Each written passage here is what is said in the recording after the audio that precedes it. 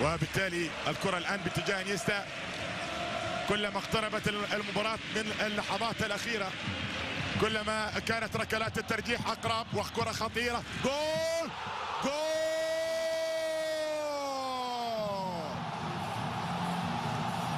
جوردي ألبا يأتي من الخلف ويضع برشلونة في المقدمة. جاء من الخلف ووضع برشلونة في المقدمة.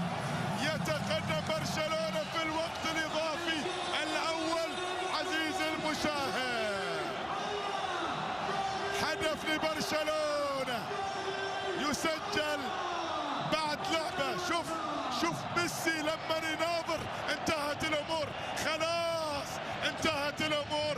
جوردي ألبا واجه المرمى، طريقه كان سهل ما كان صعب، وضع الكرة ما كانت قوية ولكنها كانت عرضية زاحفة ماشية تعرف طريقها تماما للمرمى. بالتالي جوردي ألبا ربما الكثيرون كانوا ينتظرون سواريز او نيمار او ثالث الMSN اللي هو ميسي، ما سجل لا هذا ولا ذاك ولا ميسي اللي سجل جوردي ألبا. وبالتالي